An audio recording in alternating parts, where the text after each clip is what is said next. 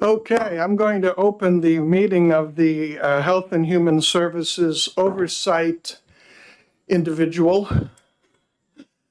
And we do not have a quorum, but that's okay. Chair, I'd like to recognize Dr. Marissa Henn,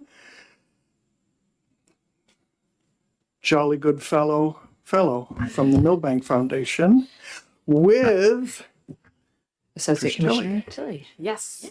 To make the report. Good morning. Good morning. And best wishes from Commissioner Weaver, who, of course, is at Governor's Commission, which seems to have found a way to conflict with us frequently.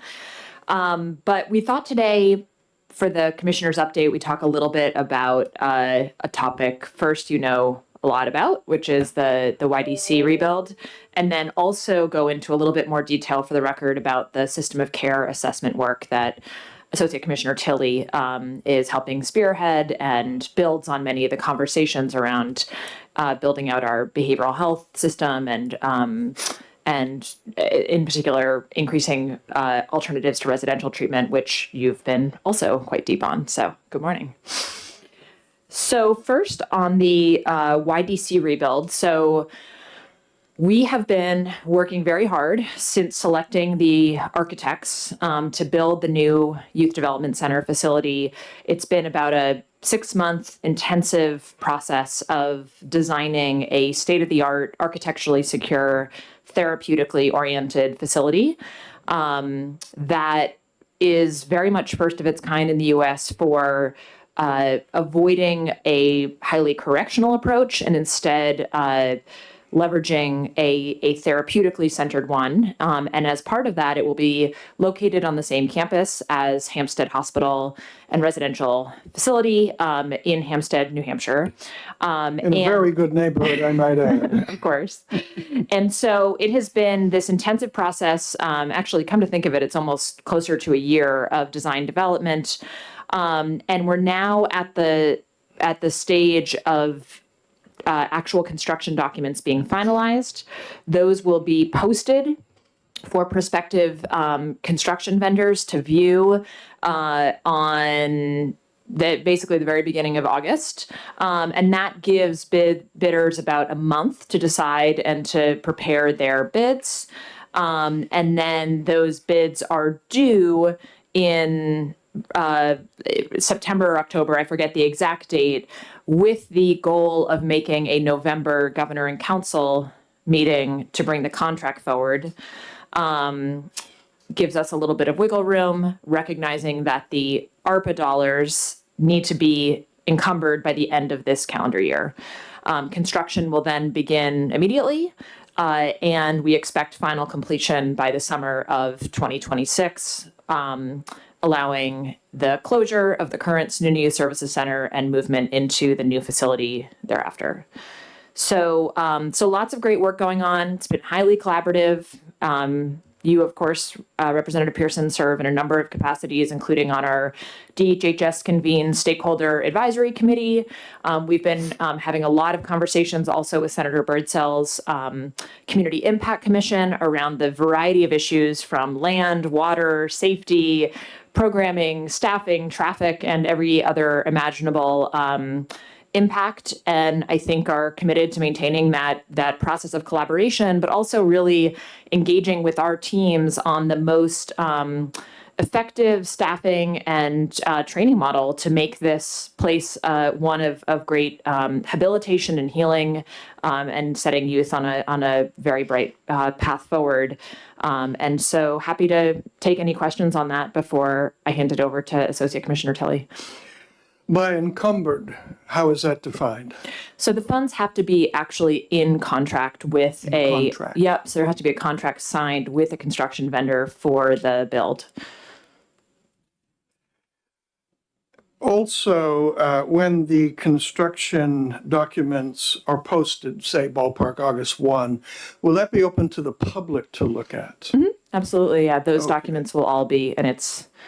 And I would suggest you send to me, and more especially Senator Birdsell, since she is the town interface chair, a quick, easy link so that when people politely ask questions about this, we can tell them, here's where you go to look for the docs. Absolutely. Okay, good, thank you. Any other questions on the center? Okay, next topic? Great. Over to. Good morning. Thank you. Good morning. Thank you, Chair. Thank you. Big house, full house today for a presentation. So I have the opportunity today to talk a little bit about our children's behavioral health system of care and how we're setting a path towards a new SOC that we sometimes call that system of care, SOC 2.0. Before I get there, I want to do a little history and then sort of come back to where we are right now. So this session, the department had the privilege of tracking just shy of 680 bills. We provided fiscal analysis on about 185 of those bills on a huge array of topics from privacy, confidentiality, healthcare, childcare that you're going to hear more about, cannabis, all sorts of fun things. But some of the most important policy conversations in my mind really centered on mental health, the child protection system, and our children's residential care. So for years, the legislature has recognized and has been supportive of the needs of kids and their families. Sometimes in leaps and bounds and sometimes in small increments, we have sort of put together this system that we have right now. In my role previously in public health, I have been around for several permutations of this development, quite frankly, for decades. In 2010, I was on the original behavioral health collaboratives, partnering with advocates, philanthropy, providers, the department, and that laid the foundation of sort of the hopes and dreams of what a system of care could be. We learned a lot from families. We learned a lot about what was working, but really more importantly, what wasn't working. And that's where we really started to build this out. By 2016, SB 534 created RSA 135F, which required the state to develop and maintain this integrated comprehensive service delivery approach for children's behavioral health needs. That is the first time you really start seeing system of care in legislation, is right about 2016. After that, we had the 10-year mental health plan in the 2018 area with more investments from the governor, from the legislature. And by 2019, we had even more legislation signed, and we connected that system of care to other child-serving systems like DCYF. So fast forward to today, and throughout all those long hearings and longer amendments that we all sat through this session, I believe we have strengthened and started to refine the system of care. But you still, for those of you who aren't in this work all the time like you and I are, there may be some questions about what exactly is that?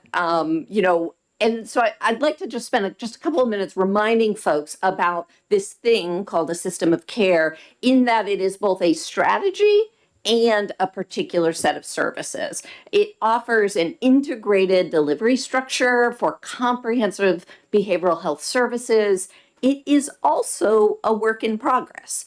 On the handout in front of you, you'll see a diagram that has been used often to visualize what a tiered and coordinated system that organizes services and supports into 5 layers. So you'll see what that looks like. That is a document that we've used many times before, or at least a visual that we've used many times, that talks about from the lower levels of tier 1, to higher levels of intensity, which is tier 5, which is an acute psychiatric hospital setting. So across that entire system.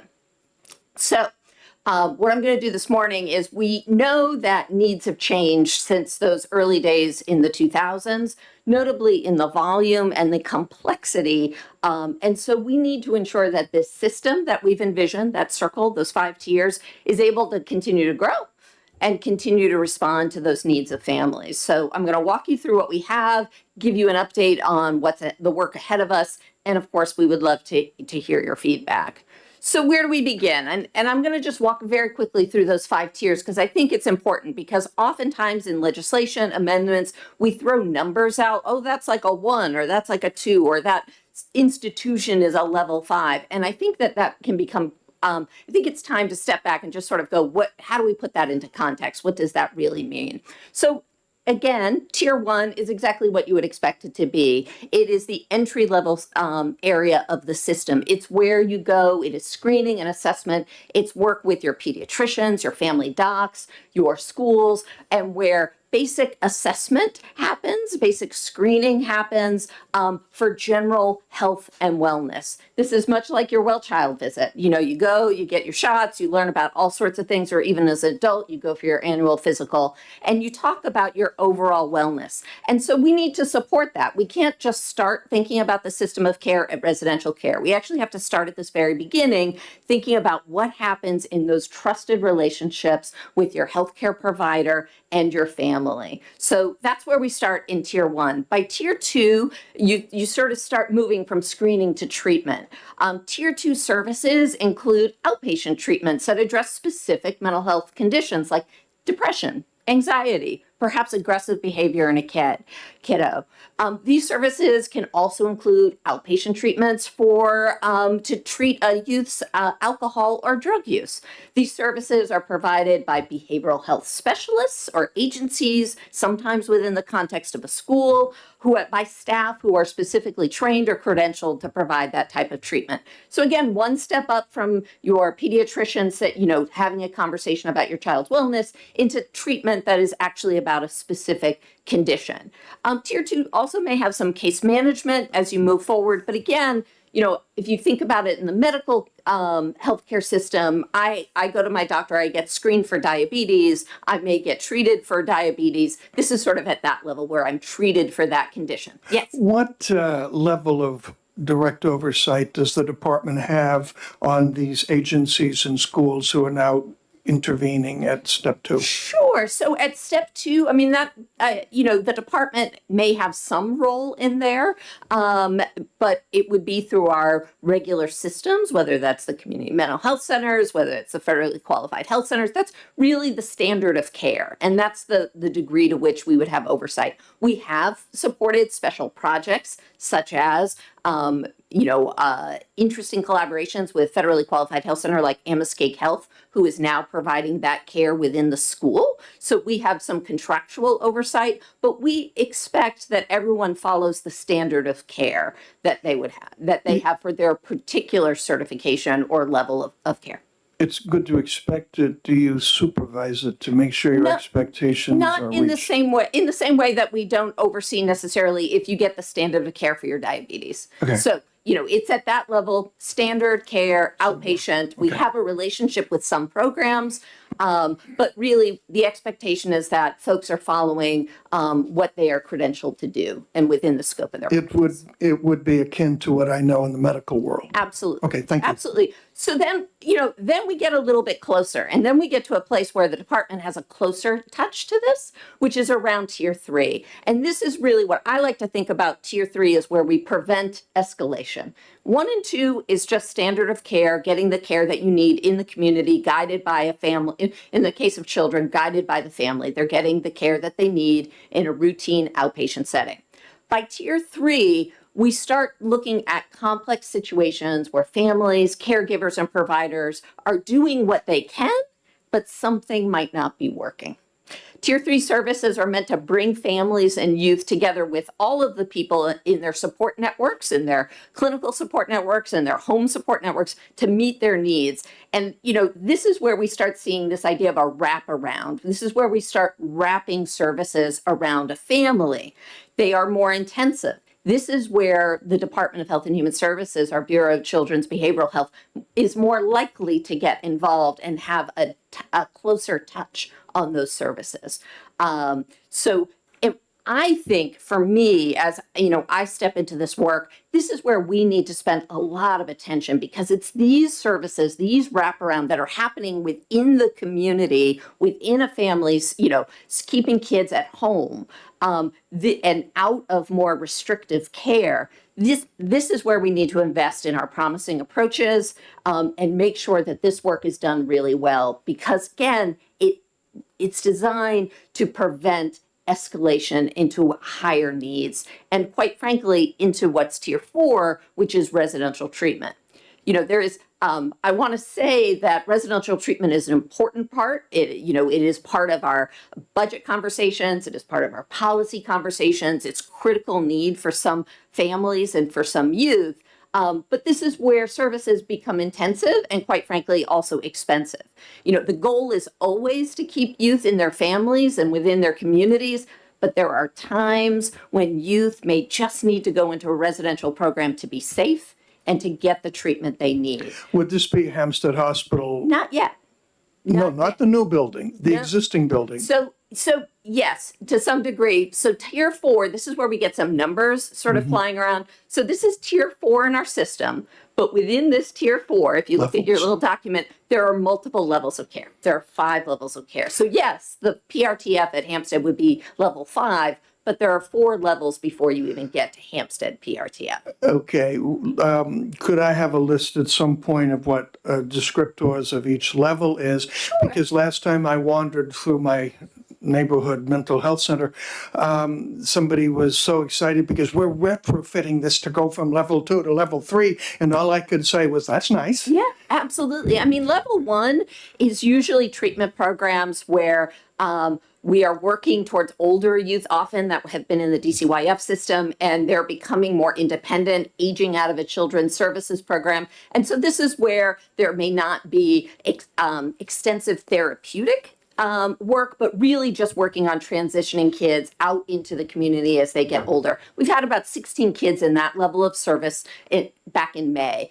Then we get to level 2, which again is residential services. These are 24 hours a day, supervision 24/7. They include a combination of targeted residential treatment services and community-based treatment services. You then sort of ramp up to level 3, again, all in this level 4 box, but you ramp up to level 3 services. And this is treatment that includes, really structured behavioral health treatment and educational programming provided within the facility. And it often, what you want to do is you put that investment so that ultimately you can get kids back into closer to their community.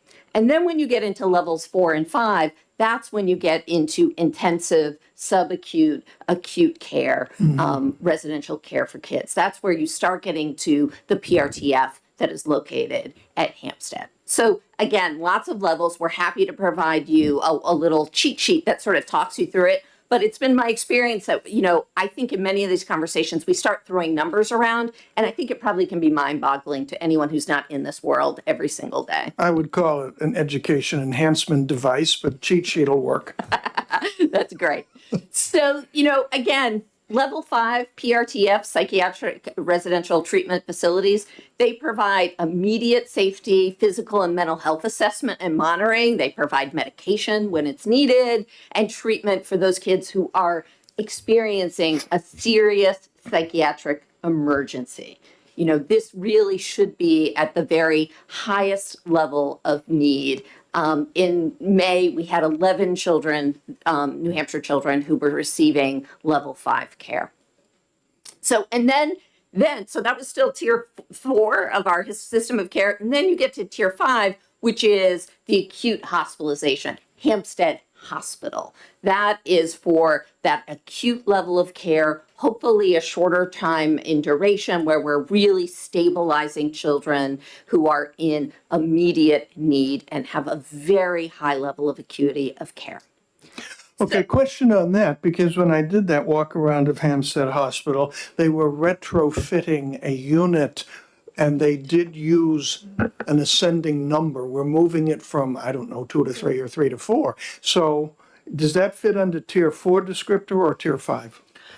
I'm not sure the timing. Was this pretty recent? I'm sorry?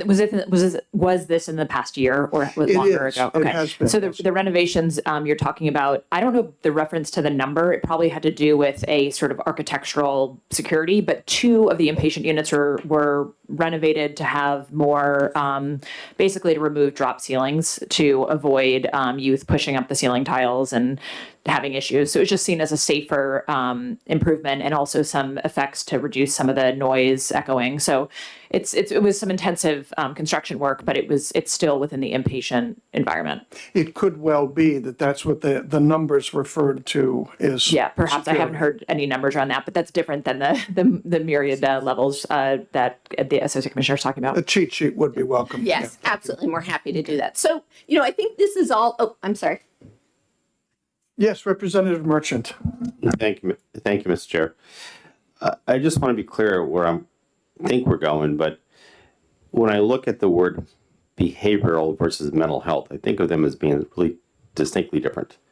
And when I think of mental health, I think of something that's really rooted into a medical condition, like psychosis, schizophrenia, whatever else is going on, which is beyond the individual's ability to control it. I alluded to type 2 diabetes. You can do a lot with type 2 diabetes with the treatment, but you can do a lot more with prevention by changing one's lifestyle. So in this process here, are we focused on children that we need to treat because we didn't do enough on the prevention side? I mean, part of it comes down to family and modeling of behavior. And if you have children that are raised in a family with dynamics that are not healthy, they will eventually transcend themselves into behavioral issues. So what are we doing to help the family, the children, at a very young age to begin to understand what is appropriate modeling of what's appropriate behavior versus waiting until they get to be a teenager when they're sort of out of control? So that's what I'm trying to get to in here. How does this address that? That is like the $1 million question, Representative Merchant. So I think in here, that's where the efforts that I feel like we need to have even stronger work or more coordinated work is sort of in those beginnings, that tier 1, tier 2 area where you're working with families very early on from early childhood. You're providing opportunities for support for families, family support, parent education, home visiting programs. We also have some early childhood wraparound programs for youth at the very young stage who are exhibiting behavior that is concerning. But we also know that we want to make sure that we are reducing any impacts of trauma.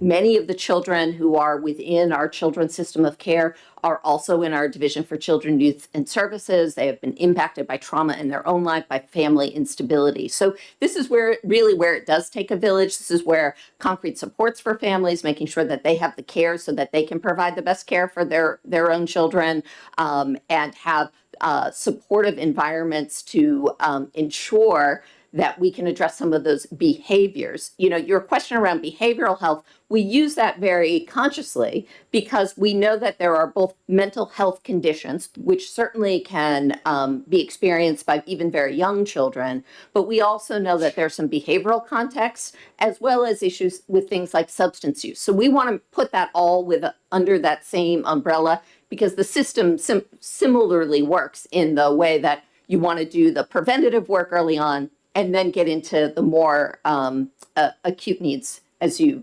hopefully reduce the need for that with better prevention. Follow. Thank you. It's very helpful.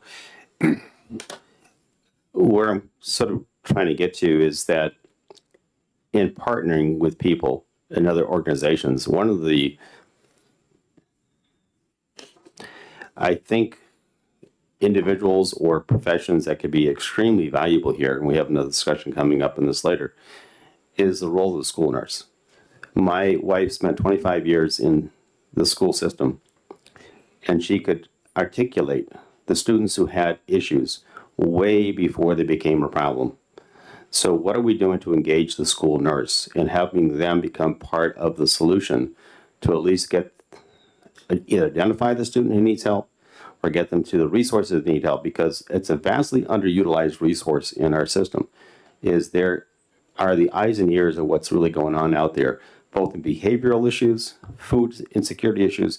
They're, for the most part, of what I call a safe, trusted individual within the school system. They don't judge students. They don't give grades.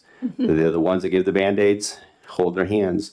So what are we doing from the department's point of view to fully engage with the school nurse? Sure. So I think you really hit an important point. They are clearly an underutilized set of professionals for us within the department. Individually, when we get to those areas of wraparound care, our teams are deeply engaging with individual school nurses on individual children's care. That absolutely is happening.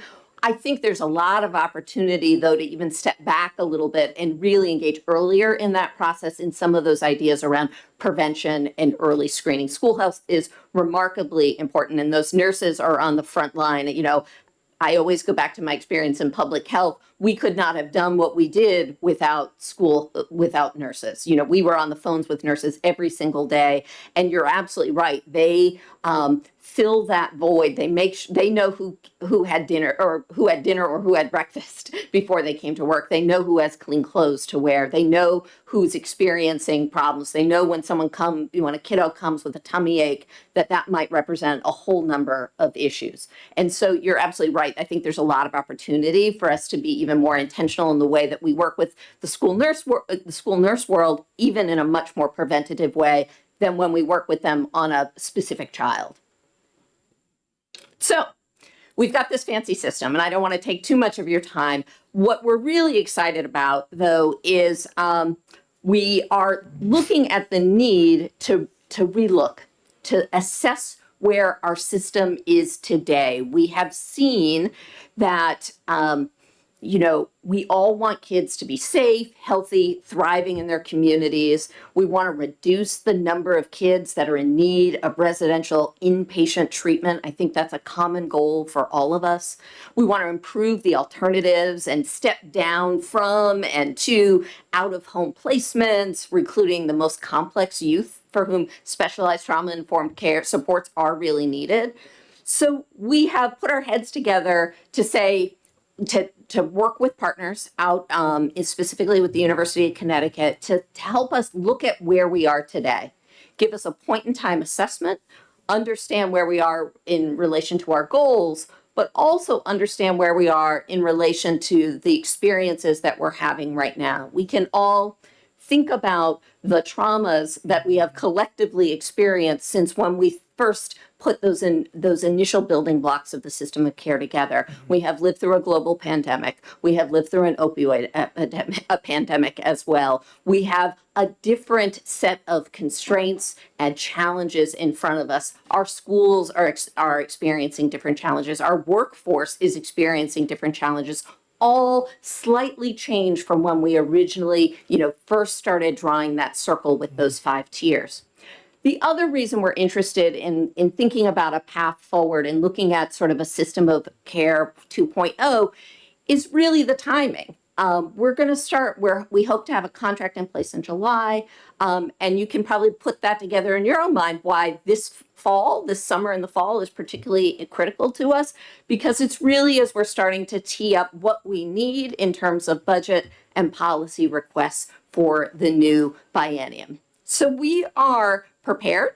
We're working on entering into an agreement with the University of Connecticut to conduct an assessment. These experts at the University of Connecticut have helped New Hampshire and many other states work through their own challenges in creating a comprehensive system of care. They are going to be tasked with learning what's working, what needs improvement, hearing from policymakers, hearing from community-based agencies, hearing from families, also to understand what's working, what's not working.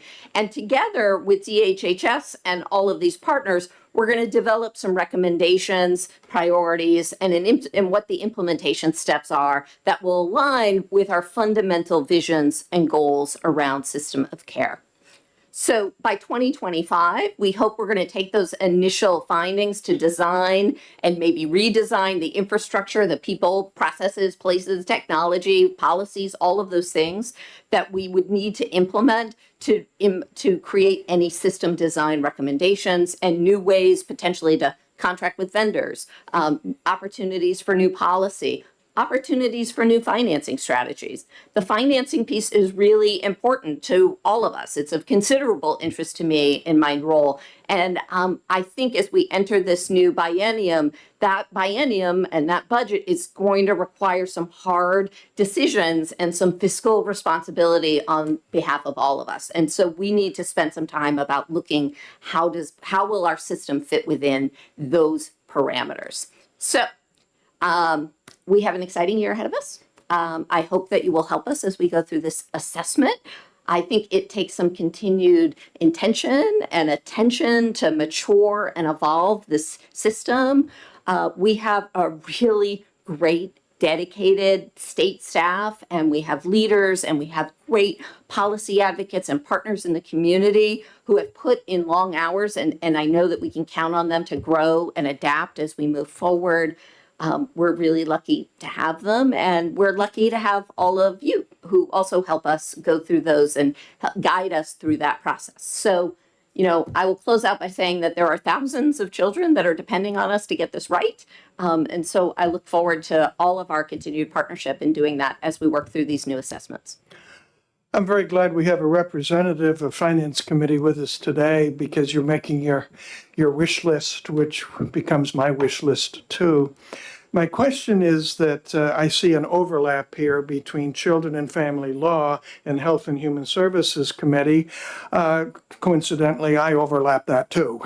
And if there is legislation that you think you might need to be filed this fall, please link up those who are interested. I don't write bills, as you know, which is a good thing, but I help bills along. Yep. And if there are people that any of us would be interested in working with, please let us know, because we'd like to throw our weight behind it. Thank you. Thank you so much. We absolutely need and appreciate all of the partnership that we've had with all of our policymakers. I think you speak to the trifecta of finance, child and family law, and HHS. Those are the committees that we work most closely with. And our job this summer is to do the homework and do the assessment so that we can come back with plans that make sense. Thank you. Any further questions? Representative King.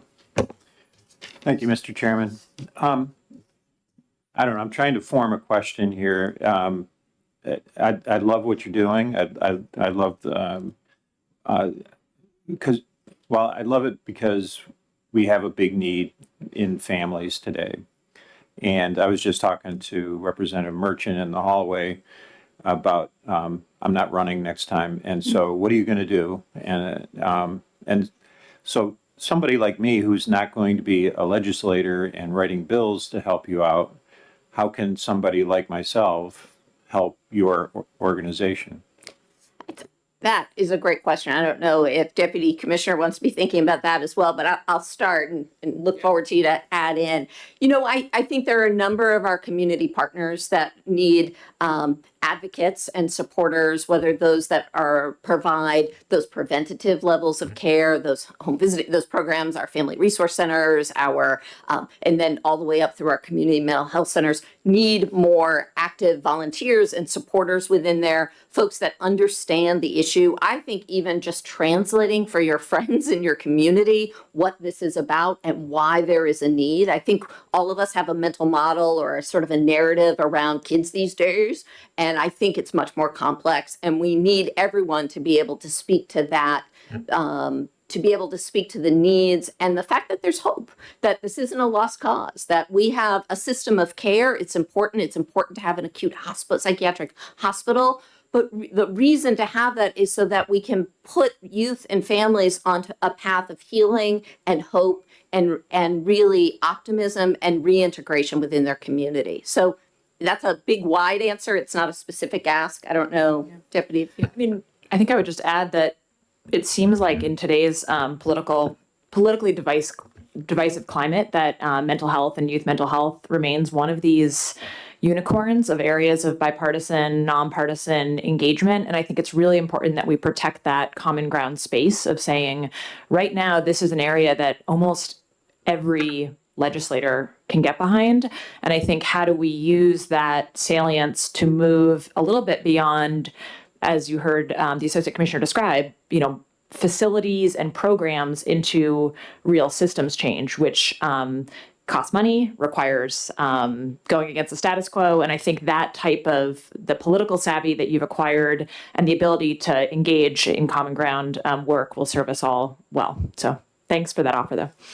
I would say to the representative that in previous editions of the House calendar, there has been an announcement about how at a county level, at a state level, there are all of these different boards that a person could volunteer for. That would be one thing to look at. Secondly, as I looked over the Secretary of State's list of who has signed up to run, there were several people who vowed, I will never do it again, and took a term out, and the wife said, yes, you will. And so we may see you back, but we'll see.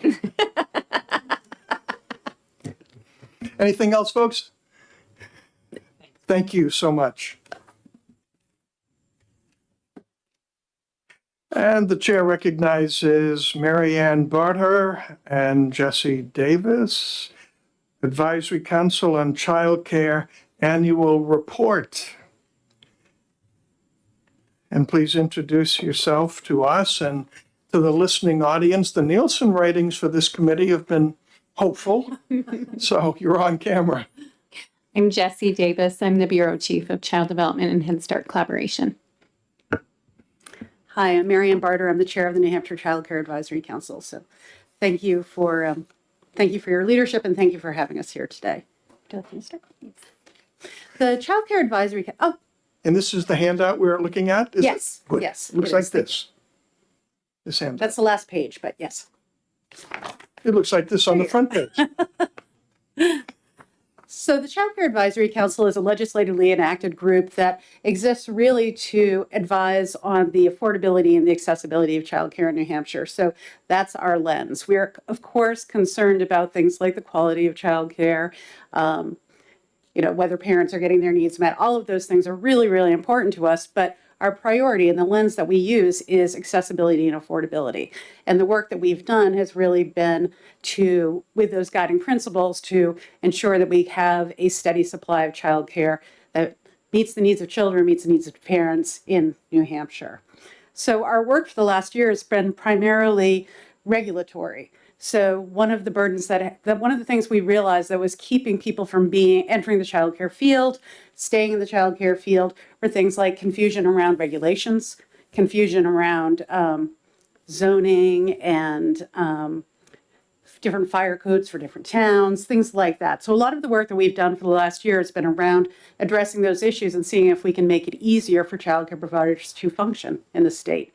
We work closely with the Child Care Licensing Unit they actually reached out to us and we developed a work group to go through the child care licensing regulations line by line to see if we could not weaken them, but at least streamline them, get them to the point where they were not over 100 pages long.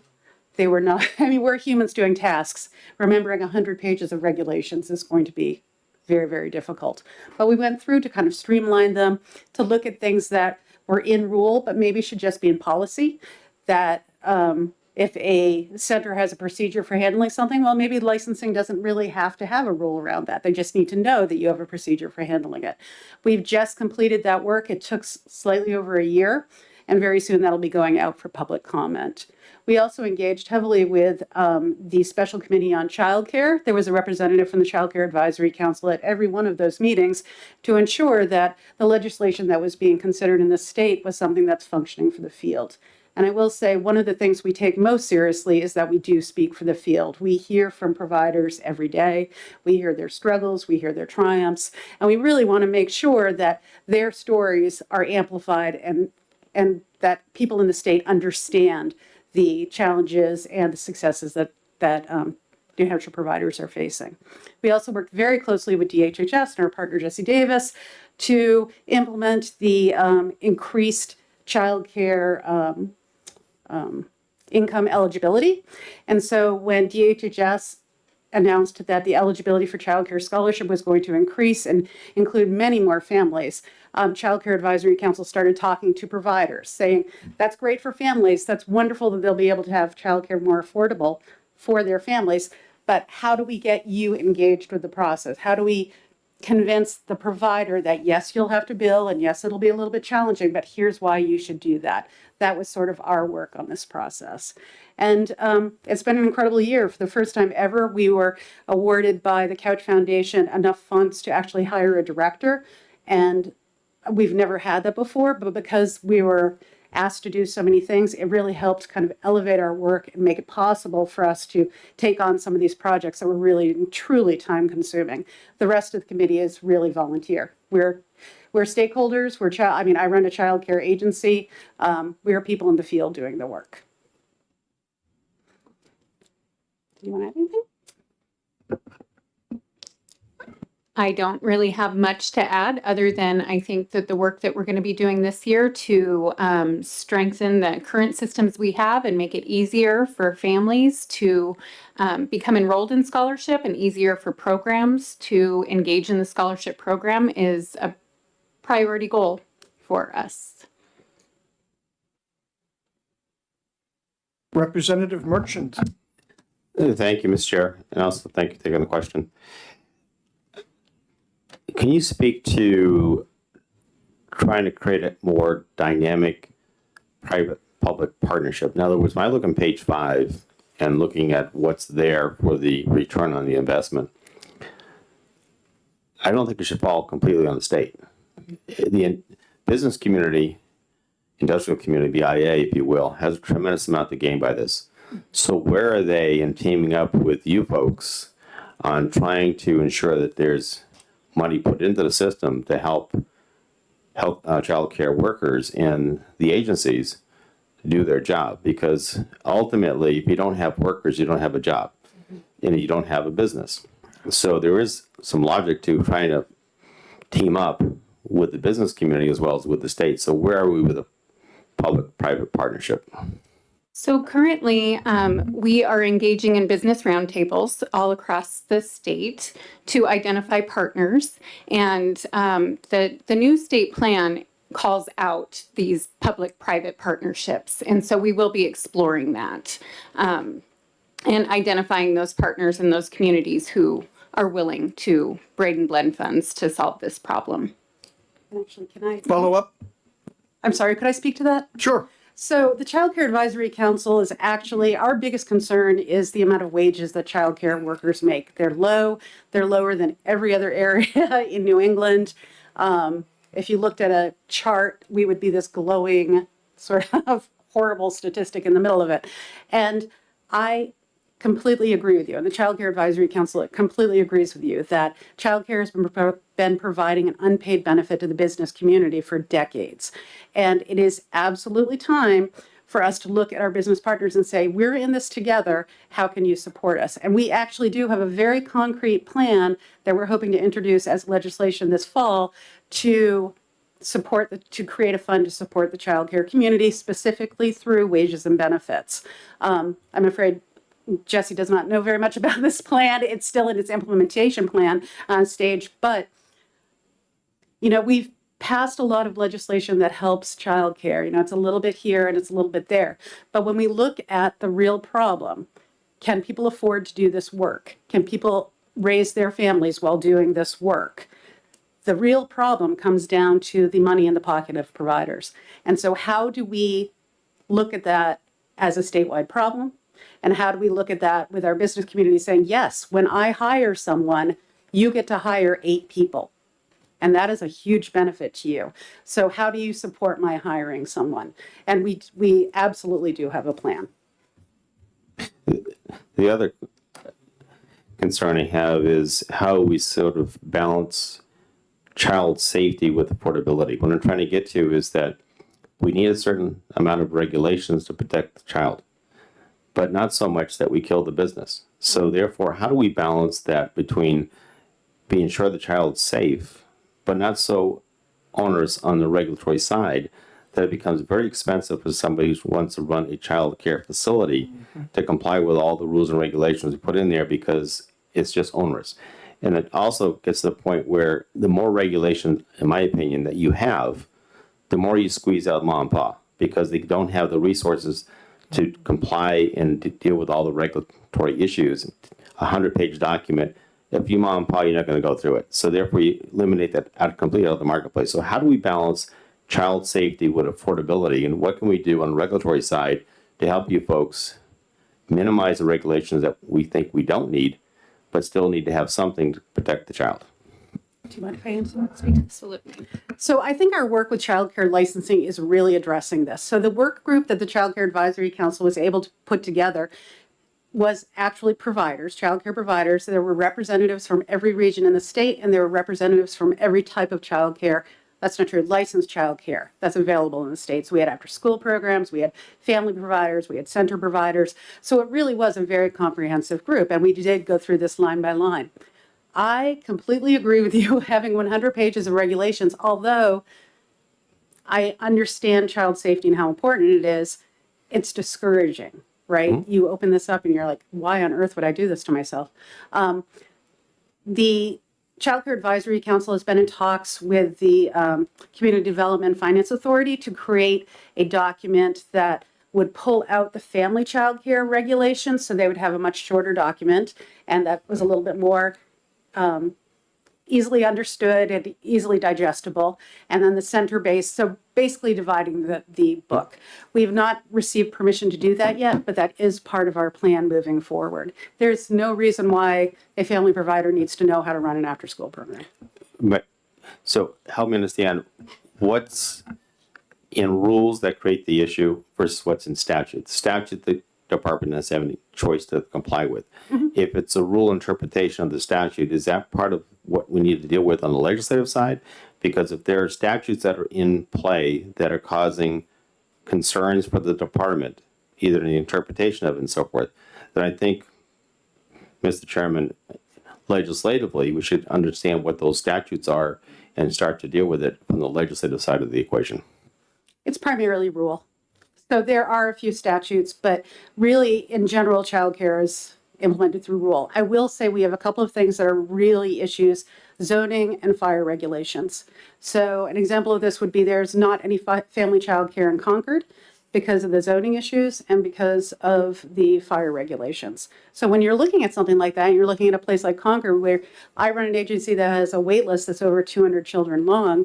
You know, family childcare could definitely lessen the burden for people. And how do we address child safety? That we're worried about fire. I mean, we're worried about fire inspections. We're worried about all of that stuff, and still serve these families.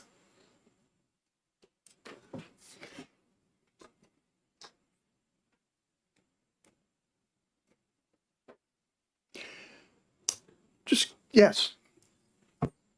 Yes, Representative King.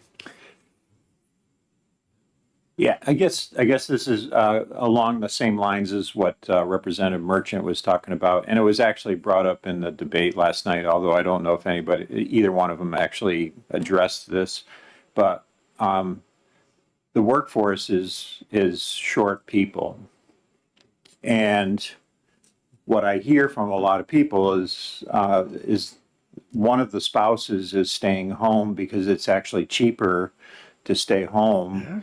And not go to work and then have to pay and make just a few dollars more than what they're actually paying. And so I couple that with one of your statements that wages is one of the reasons. But knowing how business works and supply and demand, when you have a long list of kids on a list and only a few suppliers or providers, then you can end up jacking the rates up, and it just seems like we need to figure out how to get more of these child care providers out there. And I think back to when my kids were small and I wanted my wife to stay home with the kids.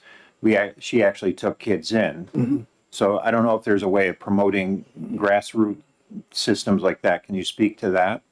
Sure. I know the DHHS is also committed to doing this work, but Child Care Advisory Council understands and truly respects the place that family child care has in the child care ecosystem in the state. So it is really important. And part of the reason why we have such a crisis in child care right now is because so many family child care programs have closed, either because of zoning or fire or the death of 1,000 paper cuts. So absolutely, that is completely true. Childcare is extraordinarily expensive. I can use as an example my own agency. So I spend about 70% of our income on labor. That leaves 30% for insurance, which is incredibly expensive, and everything else that it takes to, I mean, right this second, I'm sure one of our toilets is clogged, right? So all of that stuff is extraordinarily expensive. So it is a really labor intensive industry, and it's just not going to get less expensive. So it's really, I think for the Child Care Advisory Council, what our concern is, how do we invest wisely? We have limited funds, right? So CCDF has limited funds, the state has limited funds. So how do we invest these in the smartest way possible to ensure that we get the biggest bang for our buck? And I think when you invest in people and people who do the work, that's the best, that's always going to be your best investment. Representative King anticipated something I was going to ask. Let's say Mrs. Smith, for whatever reason, decides to stay home with her little one, but her cousin has a little one and their friend from church has a little one. So now you have 3 little ones staying over. What could go wrong with this? Well, there are a few things that could go wrong with this. And I would neither want the state to come in with onerous regulations that would shut this down, or totally ignore the situation in case there are genuine hazards, some of which could be remediated, or this is not a fit person to have other children in the home, maybe not even her own. Where is the sweet spot there? Sure. Well, for 3 children, you would not need to be licensed. So the state would not be coming in unless you received child care development funds, in which case you would be visited by the state. Unfortunately, when you're talking about family child care home, the parents, not unfortunately, regardless of the situation, the parent gets to decide who is the safest and most appropriate caregiver for their child, right? This is their baby. They have a lot of philosophies about how they want their child raised. They get to choose who is the right caregiver. Unfortunately, sometimes that is someone that the rest of us on the planet think would be inappropriate. But the break spot is 3. The break spot is now 4. If the governor signs it, the break spot will be 4. Irrespective of whether the other 3 sets of parents, individual parents, pay money or not? Correct. So it'd be 3 children. Right now it's 3 children who are not your own. If soon it will be 4 children who are not your own. So if I had a child, I could take in 3 other children and not be licensed by the state. And the parents of those other children would be the regulators, in They would be effect. the regulators. Okay, good, thank you. Ms. Speaker. Representative Merchant. Thank you. Clarification on the number of children that are not your own. Is there a limit on the number of children you have that are your own? That are your own? Yes. So my agency also sponsors something called the Child and Adult Care Food Program, and it's kind of like school lunch. We have a license exempt provider who has 3 of her own children and cares for 3 community children. So in her program, she has 6 children. She is operating legally. 3 of them are her own, 3 are community. So the question is there a limit on the number of children you can have that are your own? No, I think you could have 47 of your own children, and as long as you only have 3 community children, you are license exempt. It's the number of children that are not your own that's the limitation. Correct. Okay, thank you. Okay, then you need a consult from the mental health department. Yeah, true. Commissioner Tilly steps in at that point, but yes. Anyone else? Thank you so much Thank for you your so much. presentation.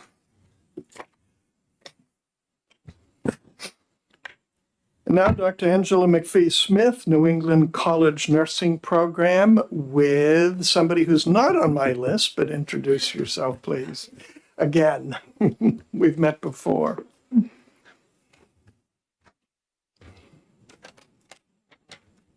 morning.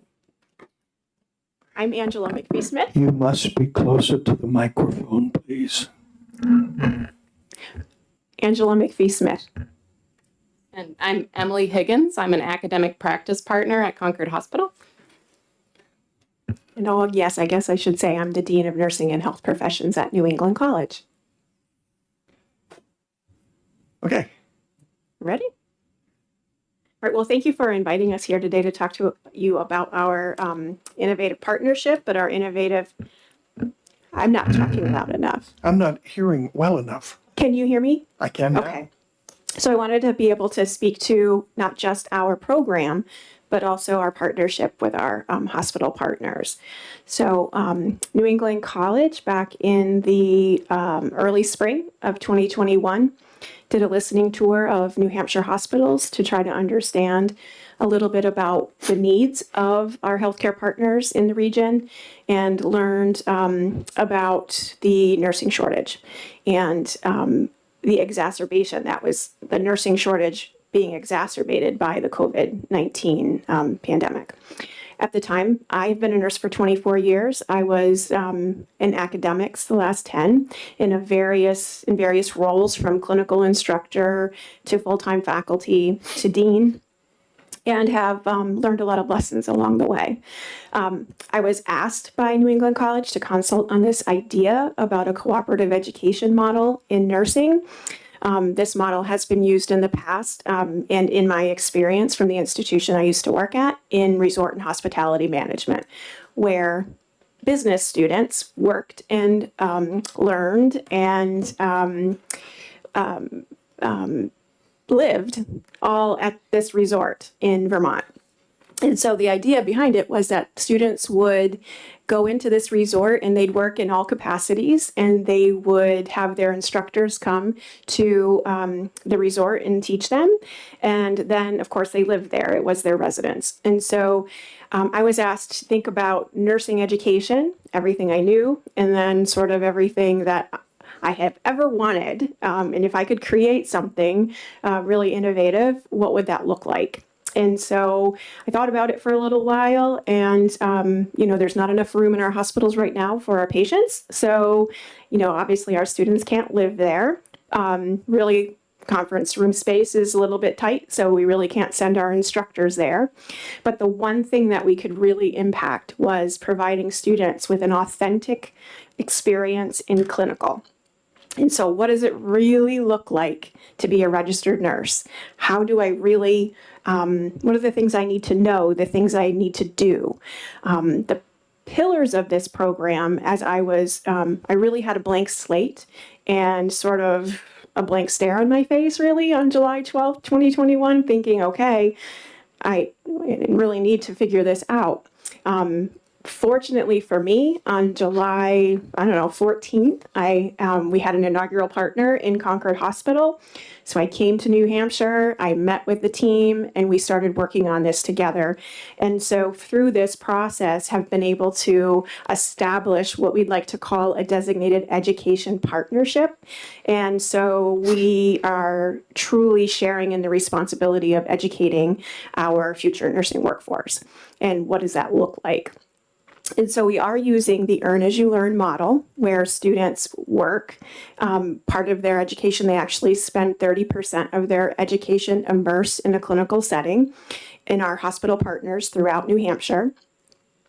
They earn money as an LNA and also earn academic credit through that process. They spend one clinical shift a week during each cooperative experience, working one-on-one with hospital partner registered nurses who are staff.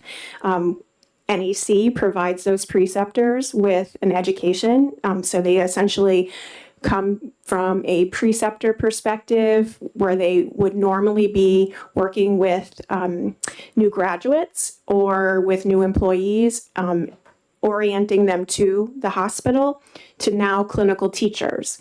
So we spend the time with them in the very beginning to help educate them on how to work with our nursing students. And in conjunction with that, they have a clinical faculty member who is there on site during each of their RN precepted shifts to help support not just the student's education, but to also help support the preceptor, because we'd like to call this a preceptor student team, a care team. And so what this looks like is very similar to what diploma programs used to look like, where it's an internship practicum type model, but instead of having that reserved to the end of the program, it's right from the very beginning.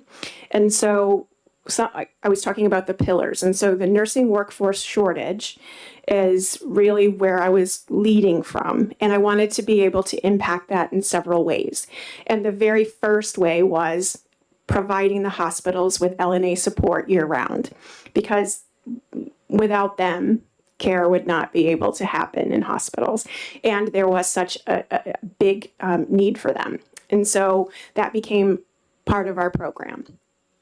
The other way that I really wanted to impact the nursing shortage in New Hampshire was, instead of in a traditional nursing model where nursing students will spend some of their clinical time, let's say at Concord Hospital, they'll spend some time at Portsmouth or Parkland or insert hospital name. And they move around a lot in their clinical practice. And they don't necessarily get a sense of, Jesus might be where I want to work. They don't have enough time to really experience the system. And so in our model, our students are immersed in one hospital partner site for 3 years.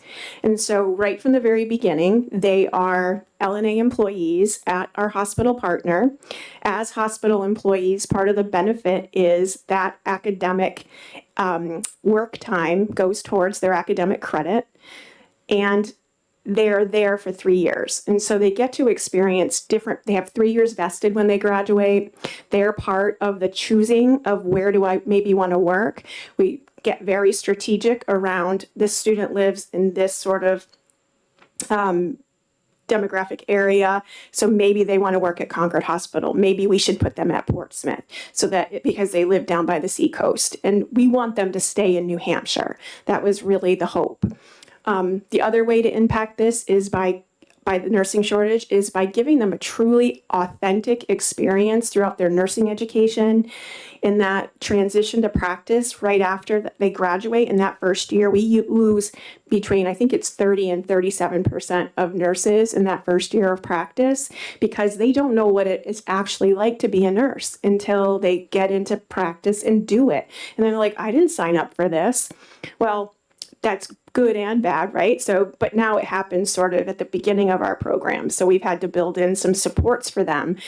And it also tells them right away, is this something that I really want to spend 3 years, or when it helps us offset them to another area that they might want to work. So it's hopefully preserving that on that end, but it's also a professional development opportunity for the preceptors. So in partnership with the hospitals, providing preceptors with that additional education so that they can provide students with a really good experience, but it will perpetuate, hopefully, that preceptor mentality, and those preceptors will precept again. Our students will precept and precept again, and then we'll be able to hopefully move a model similar to this out to other schools of nursing in the state, because everybody right now, I was fortunate in developing this program at a perfect time.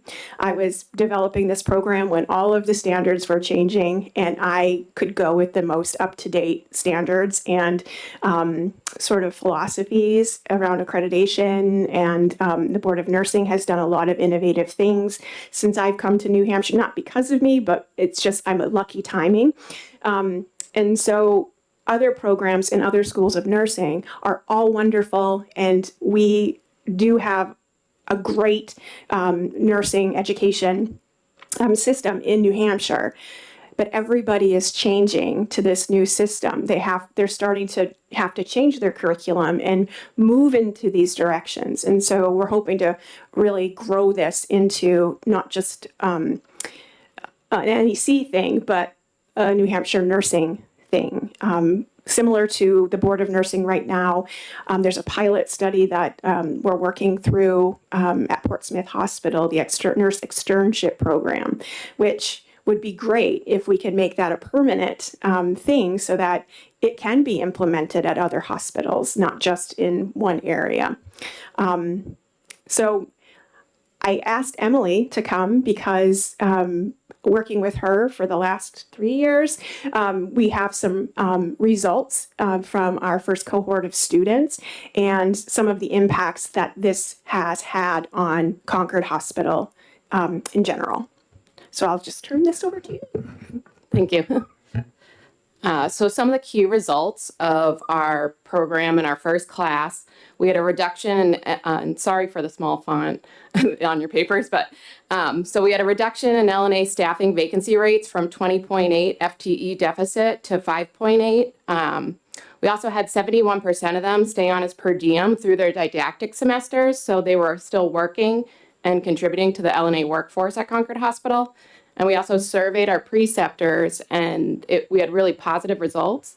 And I think giving back to the profession and teaching the students, for those who weren't quite ready to like take on a new grad, give satisfaction to our preceptors, which will keep them in the field. As we know, we lost a lot. So I'm also an adjunct professor for NHTI, and I could see partnering with the CCSNH system and their nursing programs. I know a lot of students are second-time students, so maybe they were in babysitting and now they want to be a nurse or what have you, and they tend to stay in New Hampshire. So I could see them wanting to work as LNAs and stay on per diem, and we could like branch into that realm with the CCSNH community colleges for nursing too. Couple things, as I shared with you before the meeting, I am Chief Executive Officer of a facility in Kingston that combines family practice medicine, counseling, and massage. And we have people both at the osteopathic physician level and also nursing level do rotations with us. So I'm keenly interested in this. You may be aware that if you go up Huntington Avenue in Boston, you'll bump into a facility called Northeastern. And they know about cooperative education. Yeah. It's a wonderful model. And secondly, you may not know that 50 years ago, as a young Episcopal deacon visiting hospitals, I could tell you in 5 minutes who was in a college program versus who was in a older tradition School of Nursing program. And being the kind of mind I have, I often thought, why couldn't we have the best of both? So you're 50 years in coming, but thank you for coming. This can be wonderful, this kind of cooperative education that when I was a theology professor, we had with some of our seminary students on the way to ordination, not just 3 years of academics and now out in the real world, but overlapping, integrative. So I think this is a model that picks up both of the traditions and could be variously implemented in many places. Right. I just wanted to express, so our students begin their first cooperative in the summer term. So last summer, I spent a lot of time at Concord Hospital because I wanted to make sure, sometimes, you just have to make sure that what you think is going to be good actually is. And it was really interesting to see that our students were the same as any nursing student on their first day of clinical. They show up, they're terrified, they get off the elevator, their knees are knocking, they don't know what to do with themselves, they don't know how to introduce themselves to a patient. They're afraid to expose anybody to listen to heart or lungs. They're just not quite sure what to do with themselves. And so we work with them through that, but I can honestly say that watching them move from that knee knocking, scared to death, student nurse on the elevator to just week 6, the learning that they have. It's what I want them to take care of me independently 6 weeks. No, that's not what I'm saying. But what I'm saying is that they're learning because they are exposed to everything. And so with all of the standards changing, we're less focused on, okay, I need to do this skill, I need to do this skill, I need to do this skill. They're more focused on watching their preceptor, being exposed to an interdisciplinary team, see one, do one, teach one, that kind of a model, giving them a 3-year orientation into the profession and really nurturing them and looking at it from a systems perspective. So rather than 8 students with one clinical instructor, like in a traditional program on one unit, where that clinical instructor has to be at the bedside for every RN scope of practice thing, which delays care. It doesn't give them, it delays their time management. They are being exposed to something that's not accurate in practice. And so, and you find that you have these clusters of nursing students sort of hanging around, not really learning. In this model, they're connected to the hip of their preceptor. If the preceptor is moving, they're moving. They may not understand initially what they're doing, but they pick it up really quick and they reflect on their preceptor's practice for the first, 14 weeks. They're reflecting on that preceptor's practice because they need to start to understand that this was a problem, this is what they did, this is how they fixed it. Then we reevaluated, and then they start to do it themselves. One thing we have learned, having had students for 25 years, early on, one of the students said, on the one hand, and I like anything that begins with on the one hand, because you know there's at least one more hand coming. On the one hand, there's advantages to doing 1 month rotations all over the place. On the other hand, could I come back for 2 more rotations here? Because it's after the first rotation, you start to go deeper, deeper, deeper into the place you're at. Otherwise, you're skimming the cream times 6, 8, 10, 12, rather than going in depth times 2 or 3. So I commend the fact that you're not sending them out to all kinds of different places for a brief tour. Right. So they're doing acute care.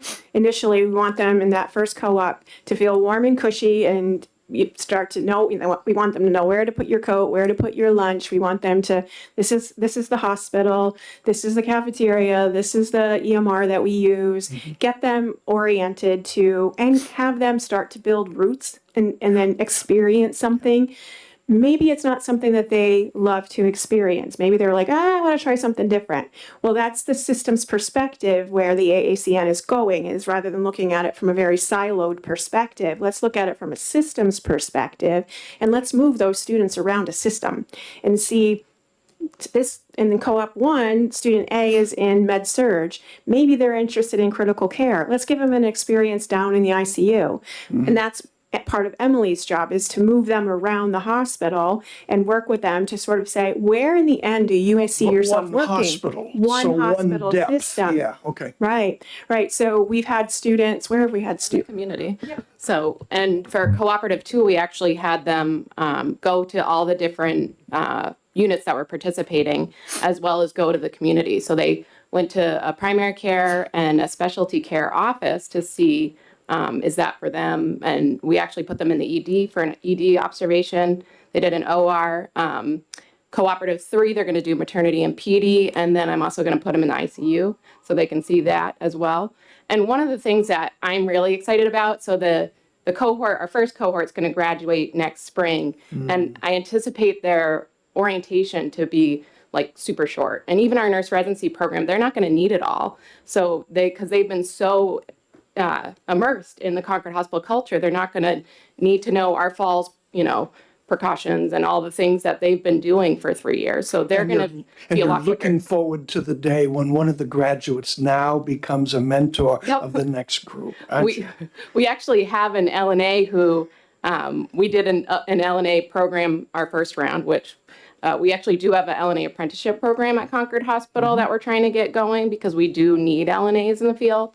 And we ended up, she was brand new LNA and she's precepting one of the students, and she is so excited and they're doing great together. And it's like support on both ends because she can say, oh, I'm in the program too. And how can I help you in that way? It's building, a lot of mentors in the organization. One of the things I learned from my training in counseling is secondary trauma. And when we get people doing a rotation with us, I shadow them. Because that new student, especially if this is his or her first out rotation especially, will go into a room and that first patient will have a terminal illness that her grandmother has. And you have to be professional, but you can't sow defense against what's going on in you. You become cold and clinical. What do? You don't have time to figure out what to do because now your 930 is here who is got this situation which your cousin has. And by the end of the day, you're a wreck. So what do? I debrief them. How do you handle that?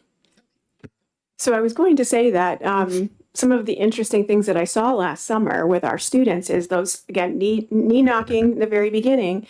And in a traditional program, when I was a clinical instructor, and if there was a code that was going on and the team was working on them, I would stand outside the room with my student just so that they were out of the way. And I would say, okay, and I would explain what was going on in the room, and they were sort of stepped back. This past summer, there was an alert overhead. I knew it was the student's room. Knowing it was the one knee knocking on the elevator at the beginning, I said, oh, I better go up there because she's going to need support. She was in the room. It was her patient. It was somebody who was having a stroke. And she identified the stroke. She got her preceptor. She went with the patient down to CT. She went with the patient out to the helicopter because the patient had to be flown to Boston. And then we talked about it afterwards. Great job. And then that same student was in a situation where because she was in her LNA role, and even in their RN precepted roles, were helping in CPR, doing chest compressions and doing the switch, where in a lot of cases, nursing students would not be a part of that, but because they feel so comfortable and the team that they're with and so comfortable with their preceptors, they're actually a part of the care that takes place on a day-to-day basis. You're talking now about the professional actions of the person. I'm talking about their inner situation, correct, being present. Yep. So that person, after I found out about the CPR, because our clinical faculty who are in the clinical faculty site say, hey, we had this student, she had this experience. I gave her my phone number. I told her to give me a call if she needed to. It was 9:00 at night. I reached out to her and I said, if you need to talk about this, let's talk about it. I saw her again. The other part of our partnership that is really, really wonderful is that because we are connected and have this dual responsibility and accountability for these students who are also their employees, they have support from the wellness center at the college, but also the EAP program at the hospital. They have support from the dean. They have the support from the academic practice partner, who is also their supervisor as an LNA. They have support from their colleagues, from their CCF, from their classroom faculty, their advisors. So we do follow up with them in those situations to help support them through. Like I said, the transition shock happens in that first term, in that first clinical term. Sure. So we have these protections in place to try to help them navigate through that so that we can keep them moving forward in the program so that we can get them on the other end to graduate so that they can then there will be a lessened transition shock when they're independent on their own after graduation. I'm so glad to hear that because I regularly get the comment from our people rotating through, we were the only facility that has ever done this with them. Others will comment on what they did professionally. I'm the one who talks to them about your response and triggers and family and that. I wish more places would do that, rotational sites, but that's just an aside. Any questions, Representative Merchant? Thank you, Mr. Chair. And also, on a personal note, I have a tremendous amount of respect for the nursing profession. You folks are really the backbone of our healthcare system, and without you folks, it wouldn't exist. Thank you. One of the things I look for is the progression from an LNA to an RN. Why stop at the LNA? Why not allow them to become an LPN? And reason for that being is once they become an LPN, they start getting a certain sense of some independence. Not completely. They have to work under the RN course and the care plan, but they can do things that they can't do as an LNA. They can start giving, if you will, possibly IV drugs. They can start doing certain things to that capacity. It starts helping them on that journey to independence. So it's mid-step between an LNA and a full RN, and still allows them to have that progression through the professional years. Because acquiring the knowledge is one thing, utilization of it, in my opinion, is what makes them the professional. Right. So, on an academic perspective, I agree that that could be an important step to getting to the RN. But from a practice side of it, So in the hospital, we don't have LPNs. We do have them in the outpatient setting. It was explored a little bit during COVID, but we never really gained any traction there. They are doing, if they're going for RN, they definitely are participating in those skills. It's not independently, it's with your preceptor. So for example, like IV medication, you have to have your preceptor or your faculty with you. So they are getting those skills, but I think it'd be hard to find their spot, because it would be more, if we were for the Concord Hospital System, we'd have to put them in the outpatient setting, and then they're not getting as much inpatient prep for NCLEX. And you'd have to sit for the boards too. Thank you, Mr. I totally understand that. Part of it is that if you become the LPN, there's no reason why they couldn't still work inside the hospitals in LNA. And that's really kind of a hospital's call. What I'm also trying to get to is it allows them from a pay scale to earn probably significantly more money than it would as an LNA, which will keep them going forward, versus when you stay 3 years as an LNA, your pay scale is going to be somewhat diminished. And it's kind of like when you are a physician, you graduate, you become an intern. You don't work as an LNA, you work as a resident. You don't get the same compensation as you would a full-blown physician, if you will, attending, if you will, or somebody else in fellowship. So what I'm trying to get to is the blending of the two together, but it sounds like it's an internal policy of the hospital, not so much the program. Yeah, and I think speaking for from the NHGI adjunct side, we don't see a lot of LPNs to RN. They have a program at NHGI, and it's not very popular. They don't get too many applicants, and sometimes they don't even run it, because we do support that as well through the NHGI system. But as far as the academic side, yeah, they do. I mean, they do get the. They would be able to sit for their LPN. It's just a matter of, through that employment part of it, their scope of practice. If they were working as LNAs, they would be working, and their scope of practice would be below their level if they were an LPN. Okay. I'm sure you're tracking, you alluded to this, from graduation of an RN to 3 years out to 5 years out, how many quit? And possibly it is because I never knew it involved this going into it. I thought it was going to college. I'm going to look forward to your statistics for people who come through your program 3 years out, 5 years out. And I'm going to bet that the leaving the profession rate is significantly lower. Right. Yes. There's also retirement, which is a huge issue. There is lack of faculty, like qualified faculty, that sort of creates a problem of how many students can we take into our program. Clinical sites, that kind of limits people to how many students they can take. And so there are a lot of different competing things, but like I said, that first year of practice for new, the statistic is clear in my head, that 30 to 37-ish, depending on what year you're looking at in practice. We lost, before COVID, the vacancy rate in New Hampshire hospitals, I believe, was 12% RNs, and it skyrocketed to 22%. And that's because we lost so many nurses during that transition to burnout and working in a COVID environment. Those would be outlier stats to me. I would like to see how many people graduate this spring in an RN program where they are in 3 years versus how many people graduate through your kind of program 3 years out. Yeah. And if there were even follow-up questions as to why did you leave? Well, my husband got sick. Okay, that's not useful here. But to say, I didn't know it was like this, that's the gold mine. Right. Compare, contrast. Give me a great idea for a study. Well, if I wanted to go back and get another degree, I'm going to take this one up, but I'm not going to do that. Any questions, Representative King?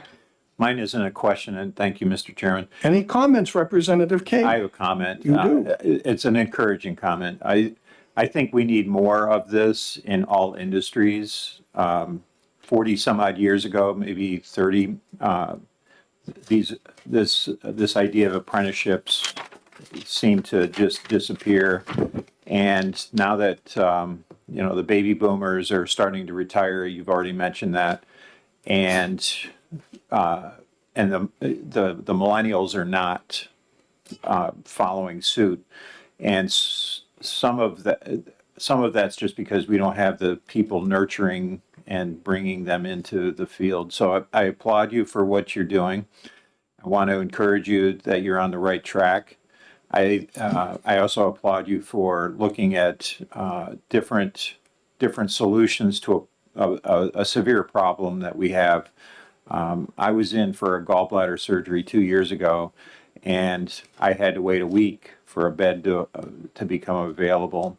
Oh my gosh. And so I know that there are desperate issues in the hospital, and I think this program's going to be something that will help. And it's going to take time, so be patient. Thank you. And that everything seems to come full circle. So we used to have the Concord Hospital School of Nursing, and I feel like we're getting back to that where they're so immersed, they're ready. This is for me, and I'm pretty excited to track to see how well the first cohort and cohorts beyond go. And we do track the nurse residency retainment, so I could look up those numbers. And this group compared to other group will be super interesting to study. Any hopes of bringing back caps? Oh, I'd wear one. Okay, that's. We do pin though still, so all Thank of you. it still pin. Florence Nightingale ceremony. I mean, I have aunts who are nurses from hospital school days. Yep. We had a nurse who just retired last year who wore her cap and her skirt every time she worked, and she was amazing, amazing nurse for a long time. I only say no because it's an infection control issue. Representative Merchant. Thank you, sir. Can you speak to with NHDI? I believe there's a 2-year program for RNs, blending that into this program, because in a lot of ways, one of the things I think we see with the 2-year program is, again, back to the bedside knowledge and so forth. This sounds like a great compromise, you're almost going from the 4-year to the 2-year, coming in the middle. Yep. Is there any thought within the institutions within New Hampshire, because you have one actually in Claremont, Yep. that would actually blend the two together and saying, you could become, a BSN within 3 years versus going after the AS and, if you will, then Yep. going on to the BSN. So the NHGI does your ADN, and they actually partnered with UNH Manchester. It used to be Granite and SNU. They also have SNU, where the graduate of the ADN program can actually take courses at SNU or UNH Manchester for associate's degree prices per credit. So it bridges them. And then at Concord, I always try to encourage them to keep going. And what's really cool about you got your nursing license, you start practicing as an RN at the bedside, and you can pluck away at your nursing classes to get your BSN, because that's a goal of the, I think it's the American Nurses Association, to have everyone eventually get their bachelor's. And we actually offer tuition reimbursement at the hospital. And so I'm like, just use your tuition reimbursement and keep going, and you can work, and they'll have more knowledge too. And what's really cool, when they're in the field, I need a project for my capstone. And, I was an orthopedic nurse for 17 years before I took this role. And I'm like, I have this on the bone program that we run, and wanted to help with fractured hips and fracture prevention, or we have so many projects for students, and it helps our organization at the same time. But we have that, and what I would love to see is similar to how the NEC program is, some LNA credit towards your nursing, because they are, for the first 5 weeks of adjunct, I'm an adjunct at NHGI, we just are teaching them LNA skills. So if they already have their LNA, Do we let them in a little bit later? You can decrease their tuition. And our LNA apprenticeship program, like that's another thing that I think 5 of my LNA apprentices want to go back to school. I have a cohort of like 12 right now.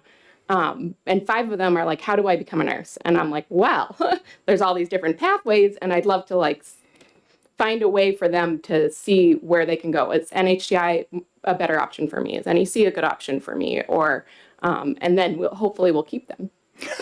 All of us state legislators are members of our county's delegations, and most of us are also assigned to one particular thing. Guess what? I'm on the county nursing home supervisory thing, and would this program not work in a nursing home as well as a hospital, perhaps? It could, but we need to give them experiences. The system, if they were a part of a system, for sure, like that would make sense for them to have an experience out in the system. But for those independent nursing homes, those experiences would need to, they would be limited. They wouldn't have the opportunity to go to an ICU or to an ED or to, they're not going to experience that same systems perspective. So, Observation day, though. but they could have an observation day perhaps to go to a long-term care facility, but that would mean that observation, they would not be able to participate in direct care outside the scope of practice of an LNA. Well, I tend to think quite widely, not very deep usually, but widely.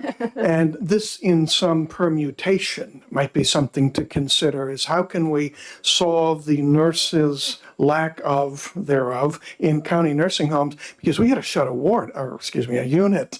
Yep. Because we can't staff it. Right. And I made some suggestions about could you not link up with, and that was just a liberal arts guy thinking without any specifics. You're bringing specifics, so can I bring a liberal arts idea that maybe something Absolutely. Absolutely. My pretty visionary, and I would love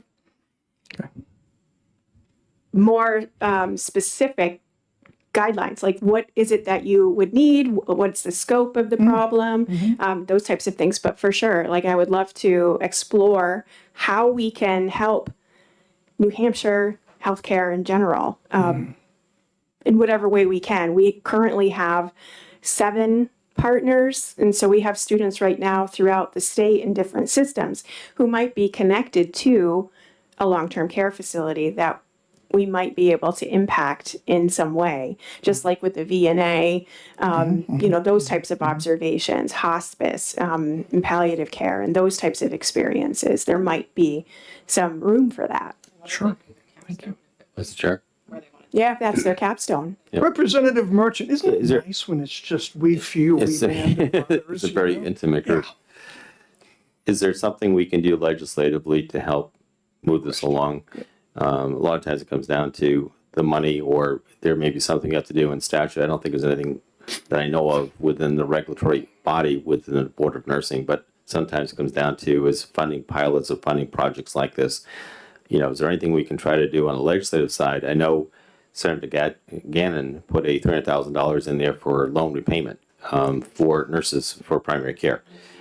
So those are the things I'm trying to get to, is what can we do to help foster this, because we desperately need more nurses. Right. So I can speak from the academic perspective, and what we might need. New England College is a private nonprofit.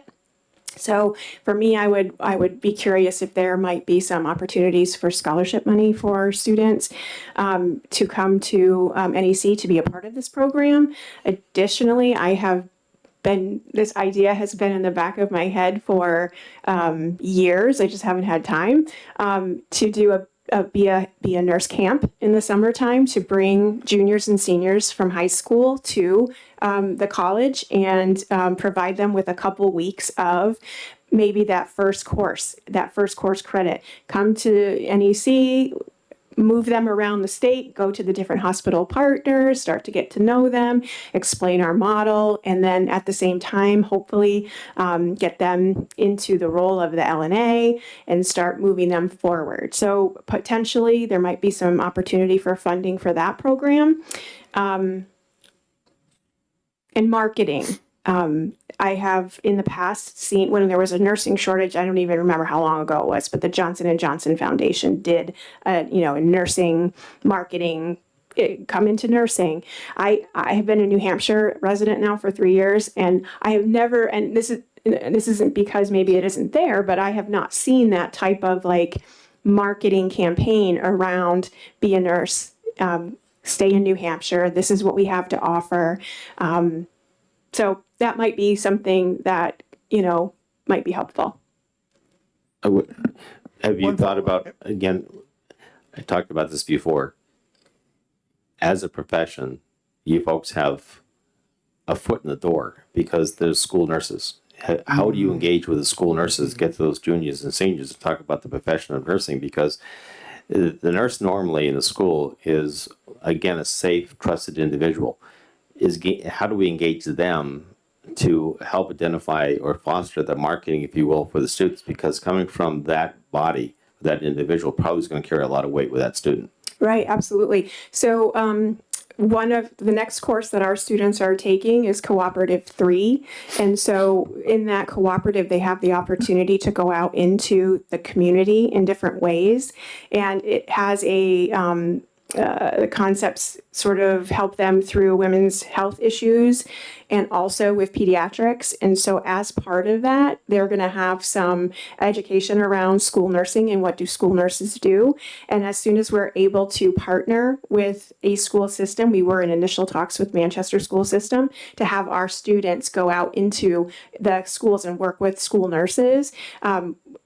We didn't have that set up necessarily for this co-op in the fall, but that is the plan in the future. But in this co-op, they'll have the opportunity to learn about school nursing and what school nursing is.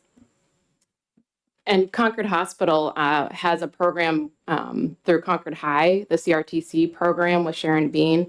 And I'm new to this role, so she'll give me a list of students and where they want to go and what they want to shadow, and we'll set them up with different shadows throughout our organization, whether it be outpatient MA, LNA, doctors, nurses, and just give them that opportunity. And I would love to be able to give them more opportunity, and there's like a lot of paperwork required. And I'm thinking of like, it's probably coming from somewhere, maybe in this building, I don't know, that we have to like make sure that they have all these things. And I think we could, if it's hands-off observation, we could give them more hours that we're able to set them up with different things to really see what they want to go into. And then another thing we could look at is helping the colleges advertise, like you were saying.